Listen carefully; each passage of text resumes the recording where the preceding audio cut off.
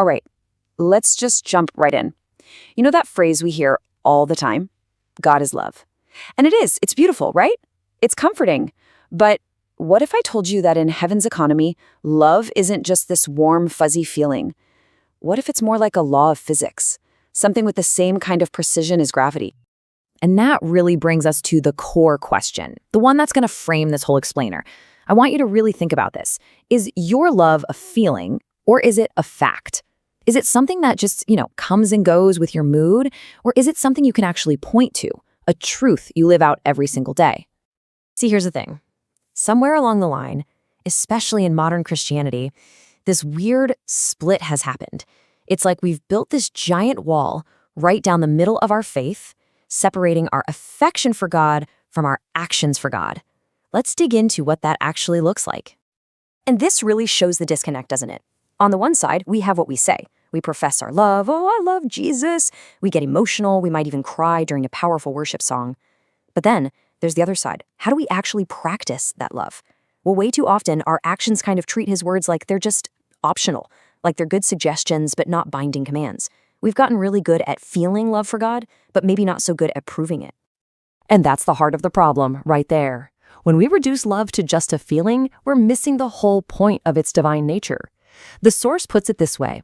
In heaven's system, love is a law. And when love wanders outside the boundary of obedience, it doesn't just get a little weaker. No, it completely collapses into something else. It basically becomes rebellion, just dressed up to look like romance. So, okay, if our feelings aren't the real measuring stick, what is? To figure that out, we have to look at heaven's true metric, the actual divine standard for what love really is. And here it is, straight from Jesus himself. If you love me, keep my commandments. This wasn't poetry. It wasn't some kind of metaphor. This was a metric. It was a crystal clear, unambiguous standard to measure our love by. So this is the big shift in thinking we have to make. We've got to redefine love using heaven's dictionary.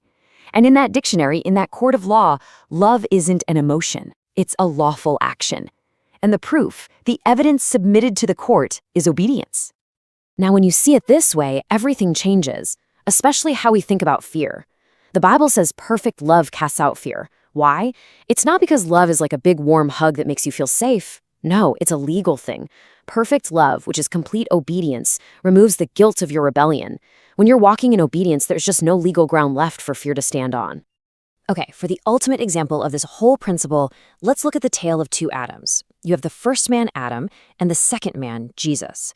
Both had a chance to show their love for God. One of them might have claimed it, but only one of them actually proved it. And just look at this contrast. It's absolutely staggering. The first man, Adam, is in paradise. He's got everything he could possibly want, and he disobeys in a state of total comfort. But the second man, Christ, he's in Gethsemane, staring down the cross. He obeys in a state of pure, unimaginable agony. And this was the absolute pinnacle of that obedience. Facing a suffering we can't even comprehend, with that cup trembling in his hand, Jesus showed us what true love looks like with these words. This wasn't about a feeling. This was a decision, a choice to perfectly align his will with the Father's. So the main takeaway here is this. Perfect love isn't sentimental. It's not about what feels good or what's easy. It's sacrificial. It's about laying down your own will, your own desires, even your own comfort for the sake of the one you love. So how does this actually apply to you and me right now, today? Let's bring it home. Every single command you face in your life, big or small, it's like a door. And what you choose to do with that command determines whether you're building a fortress of peace or inviting fear to walk right in. So, when you choose the path of disobedience, there's a clear sequence of events. First, you disregard a command. That one act, it opens a door for fear to enter your life.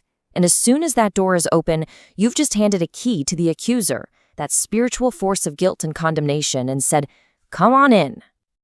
But look at the alternative. When you choose obedience, the results are completely different. You keep a command. That simple action lays another brick in a fortress of peace around your soul. And as you keep doing this, something incredible happens. The love of God is being perfected in you. And hey, this isn't just a nice theory. It's right there in the Bible. The love of God is perfected in those who keep his word. Perfected. That means it's made complete, brought to its final goal, not through an emotion, but through an action. So as we start to bring this all together, what's the language heaven actually understands? It's not just our emotional songs or passionate prayers. It's affection that has submitted to authority.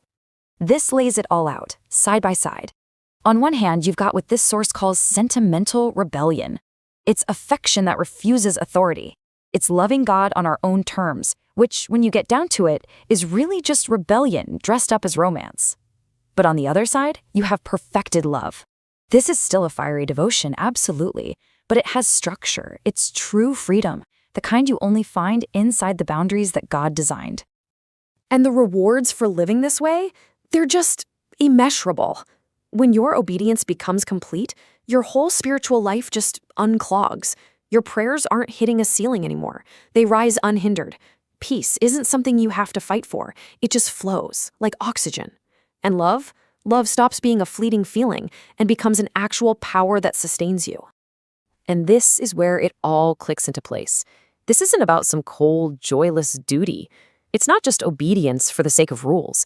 It is obedience that flows from a genuine, loving heart. And when you unite those two, love and obedience, you get the perfection of both. So I'll leave you with this question. Just something to think about. Based on your actions, your choices, your day-to-day priorities, what language is your love speaking? Is it the sentimental language of your own feelings? Or is it the powerful language of obedience that heaven actually understands? The standard is so clear, and the invitation is open to all of us. Perfect love is perfect obedience.